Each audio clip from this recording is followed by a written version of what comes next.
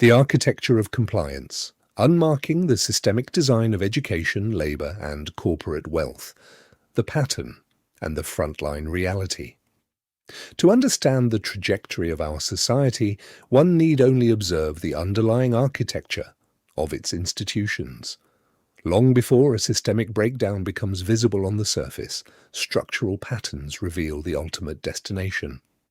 When policies are implemented that repeatedly yield cognitive decline, economic dependency, and institutional fragility, treating these outcomes as mere oversights is a failure of analysis.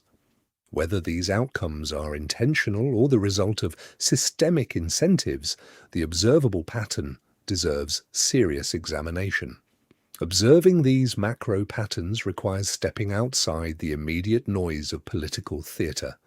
When we look past partisan rhetoric and evaluate outcomes, a clear blueprint emerges. A population starved of the foundational tools for critical analysis is inherently easier to govern, direct, and extract wealth from. Through pattern recognition alone, the blueprint of this design is clear, but when you live beside it, the abstract theory becomes an undeniable daily reality. My fiancé is a sixth-grade teacher, and through his eyes I watch the front line of this engineered collapse unfold every single day. This year, the cumulative weight of structural negligence has reached a breaking point. The students filling our classrooms are the generation that entered kindergarten right at the height of early pandemic disruptions, a moment when foundational educational development was fractured. Rather than granting these children the time and grace to catch up, the system doubled down on a policy of social promotion, forcing kids to move from grade to grade, regardless of whether they have actually learned the material. They are simply not allowed to fail. The reality on the ground this year is worse than any baseline projection could have anticipated. According to my fiancé, the reading comprehension, writing capabilities and mathematical understanding of this cohort are drastically behind any previous year. Sixth-grade students are struggling with basic textual mechanics that should have been mastered years ago. When children are pushed forward without comprehension, the classroom dynamic fractures entirely. A room filled with students who cannot understand the coursework inevitably leads to disruption, pulling down the learning environment for everyone. It creates a compounding cycle of failure where the children who need intervention the most are abandoned by a system that refuses to slow down while the rest of the class suffers the fallout. The weaponization of literacy. This breakdown in literacy is not an accidental byproduct of modern teaching philosophies.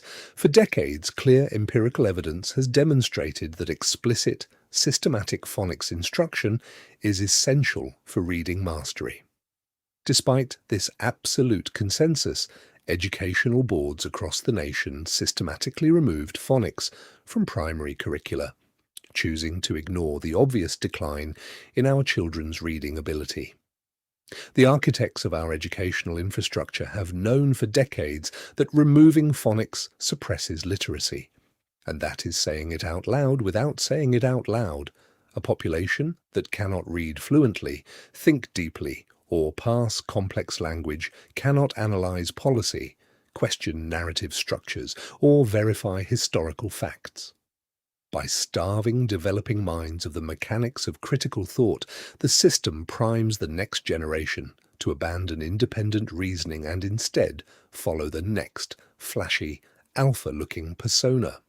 When critical education is systematically dismantled, voters no longer evaluate candidates on policy viability, structural record, or professional competence. Instead, they fall prey to superficial optics, mistaking corporate wealth for governance capability. People look at billionaires and assume that because they managed a massive enterprise, they will manage the government better. But that is a profound misunderstanding of motive. Why would anyone trust someone who has spent their life building a fortune off the backs of employees working in poverty while they sit on yachts and secure tax breaks for themselves? The financial mechanics of corporate extraction. This economic squeeze is the exact mirror of the educational crisis, rooted in the same mechanics of corporate extraction. Every single year, corporations funnel billions of dollars into lobbying our government. Let us call it what it is: legal bribery. Lobbying ensures that the rules are written to protect capital accumulation rather than labor protection. Consider the trajectory of the minimum wage. Beginning in the 1980s, as corporate lobbying became increasingly influential in Washington, federal minimum wage increases became far less frequent, allowing inflation to steadily erode workers' purchasing power while cost of living continued to accelerate. Today, corporations routinely claim that increasing wages would threaten business sustainability and stock market expectations. But having worked as a financial analyst, I know the reality behind those excuses. Corporations consistently record massive profits. The issue is not a lack of capital, but where that capital goes.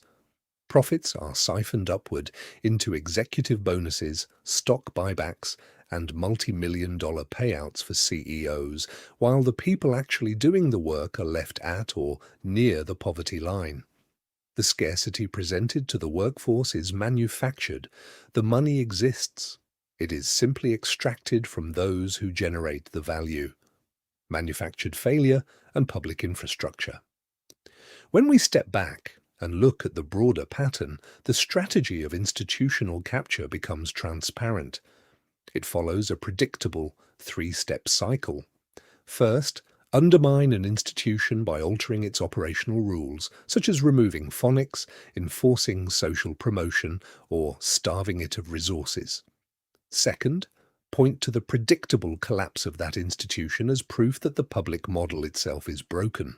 Third, use that engineered failure as an excuse to dismantle the department entirely, redirecting public funds into tax breaks and corporate incentives for the ultra-wealthy.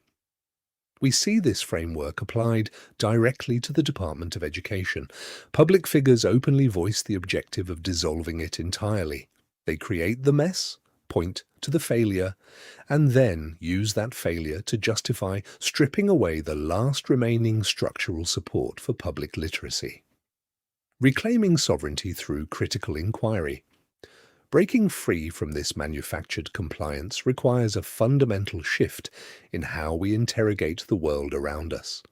It starts with asking the hard questions that the system counts on us to avoid. Have you ever cross-referenced your organization's annual reported profits and executive bonus structures against your own wage adjustments? When corporations claim they cannot afford a fair raise, look closely at where the actual capital is flowing. Why do we expect individuals who built personal fortunes by paying poverty wages, denying benefits, and exploiting labor to suddenly govern in the interest of the working class? Why would a billionaire legislate to benefit the public over their own balance sheets? Why did governing bodies deliberately discard proven reading methods like phonics, knowing for decades that it would cause a drastic decline in reading ability? Who benefits when a generation loses the capacity to think critically? If these outcomes continue decade after decade, at what point do we stop calling them isolated failures and begin asking whether the incentives themselves need examination? Real systemic change does not come from waiting for a corporate savior, nor does it come from submitting to political theatre that treats citizens as passive consumers. It begins when we recognize the architecture of the system, honor our own capacity for pattern recognition, and reclaim our independent, critical thought. Sabath, Jesulia.